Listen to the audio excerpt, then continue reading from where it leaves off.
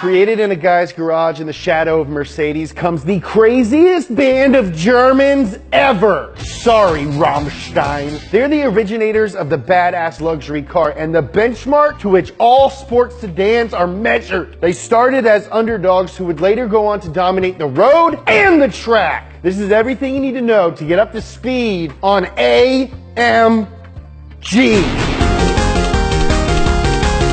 The AMG story begins in the mid-60s when Mercedes engineers Hans Werner Aufrecht and Erhard Melcher started working on a race engine with the development department at Daimler-Benz. This race motor would be used in the Mercedes 300 SE sedan, which at the time was the fastest production car in Germany. But at the track, it was a different story. The stock power of 170 horses was crummy. Oh, James, don't you think you're being a little harsh? No. It was downright crummy. So, Melcher fitted the fuel injection system from a 300 SL Gullwing onto the SE's engine, which boosted output to 238 horsepower. Before Aufrecht and Melcher, how many times did you put their names in there? But before they had a chance to show off the new engine, Daimler-Benz shut down the race team. Well, Scheiße, what do we do now? I have a plan. Put the engine under your shirt and meet me at my house. Under my shirt? Yeah. Okay. I'm not positive that's exactly how it happened, but they did work on the engine in their spare time. Back to the story. They put the motor in a 300 SE sedan and entered it in the German Touring Car Championship. They didn't have any support from Mercedes. In fact, they weren't even supposed to be working on the car. But the risk paid off because their secret race car went on to win 10 races. The next year, Werner left Mercedes. What good was working for a company that wouldn't let him express himself with his art? He asked Erhard to go with him, and Erhard was like, jawohl, dude. Jawohl, a million times jawohl. Their names were Aufrecht and Melcher, and they were working at Aufrecht's house in Grossesbach. AMG. Their goal was to use what they learned at the track to make road cars faster.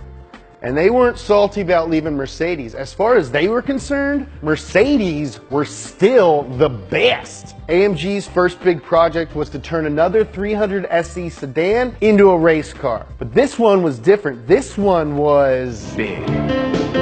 The 300 SEL was Merck's flagship luxury model, powered by an enormous 6.3-liter V8 engine, powerful enough to make the 300 SEL the fastest sedan in the world. But the SEL was over 16 feet long and weighed 3,800 pounds. That's like the same size as my dad. AMG tore the SEL's engine apart and replaced everything inside. Pistons, rockers, a new camshaft. The new motor now had a displacement of 6.8 liters and it made 428 horsepower. But the motor wasn't the only thing they changed. They replaced the doors with ones made from aluminum to increase grip. They widened the wheel check and to keep the giant tires from poking out, they gave it fender flares. The 300 SEL, or Red Pig, made its debut at the 1971 24 Hours of Spa in Belgium, and it blew people's mind. People couldn't believe it. This was a car your divorced uncle would drive, and it's destroying the real sports cars. It won its class and finished second overall. AMG had proven they could win without the support from Mercedes. After the victory, AMG had some serious cred, so everyone wanted them to modify their Mercedes. So they did. Through the 70s, AMG became the go-to guys if you wanted a badass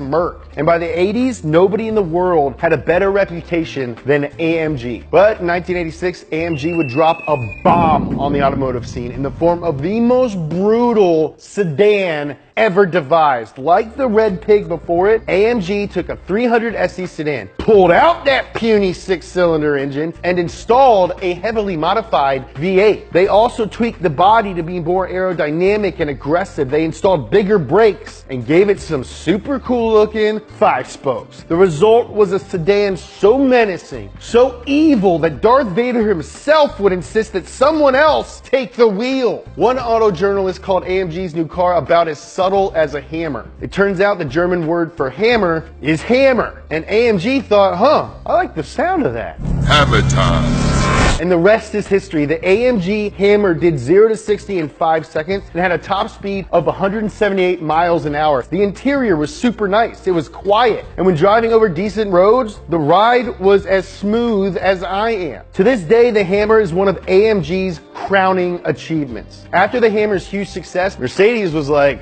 all right, we should do something before AMG makes us all look really, really foolish. So they worked out a contract with the former employees so Mercedes could sell AMG cars at their dealerships around the world. The relationship wasn't salty, obviously, but Mercedes figured if someone was going to sell badass Benzes, it might as well be Benz. But Mercedes wasn't the only partnership that AMG would make. The Mitsubishi Galant was a 4-door sedan with a 4-cylinder and was even offered in all-wheel drive. It was basically the Evo before the Evo. Mitsubishi hit up AMG to have them do some work on the Galant, and AMG was like, all right, well, we usually do V8 stuff, but this could be fun. The Galant AMG was front-wheel drive, and unlike the Evo, naturally aspirated, but it had the same motor, the 4G63. And AMG tuned it to redline at $8,000. They also gave the Galant the standard AMG treatment with body tweaks and new wheels. Only 500 were ever made, and all of them were sold in Japan, so f*** us.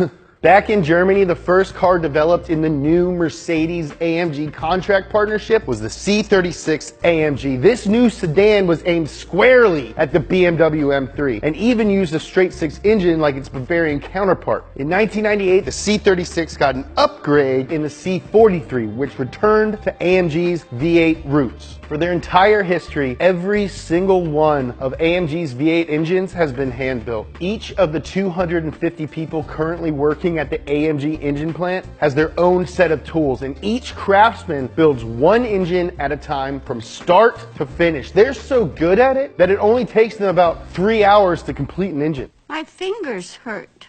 After each engine is built, the final step is placing an individualized placard on the intake with the engine builder's signature. They sign their work because they're proud of it. In 1999, Mercedes bought a majority interest in AMG, which means they were still free to do whatever they wanted as long as it was only on Mercedes-Benz models. One of the first official cars AMG would build for Mercedes was another race car for the road, the CLK GTR. The race version was developed in 1997 for the FIA's GT Championship, and the rules required that 25 road legal cars had to be built. But after 2 years, the series was canceled and AMG decided to build the cars anyway. The CLK GTR was not powered by a V8 like AMG's previous cars, but a 6.9 liter 69 V12 capable of 604 horsepower and a top speed of 214 miles per hour. After the car ended production, Mercedes would keep building the V12 for Pagani, who used it in their Zonda and Huayra supercars. Only one man at AMG is certified to build it. His workspace is sectioned off from everybody else. They make him work in a little room by himself. This is real. He must be going insane.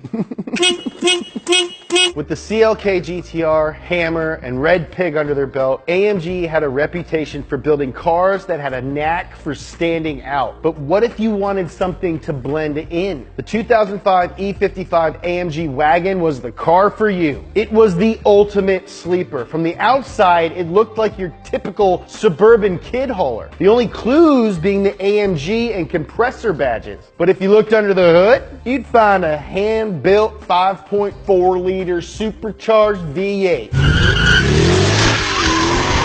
Through all of AMG's life, they've stayed true to their philosophy of building performance models of any Mercedes. Unlike BMW's M division, who only focus on cars with lateral agility, like me. What this means is that there are a ton of AMG versions of cars you wouldn't expect, like the R63, a V8 powered minivan with over 500 horsepower, and the G65, a G-Wagon with a bi-turbo V12. There's even an A45 AMG, a hatchback with 355 horsepower and all-wheel drive. But the craziest AMG of them all, by far, Run.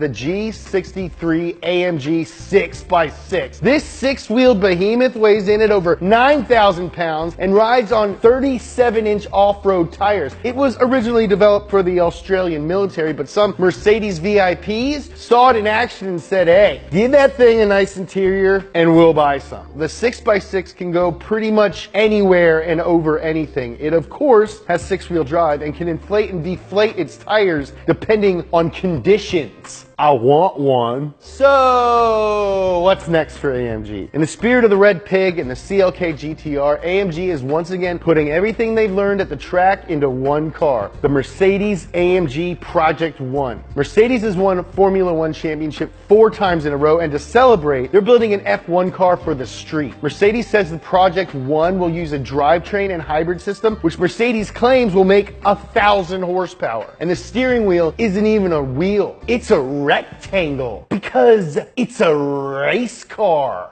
From modest beginnings building engines out of a garage in Germany to designing the most incredible hypercar ever, the AMG story is one of precision, perseverance, and building absolute sledgehammers out of sophisticated sedans.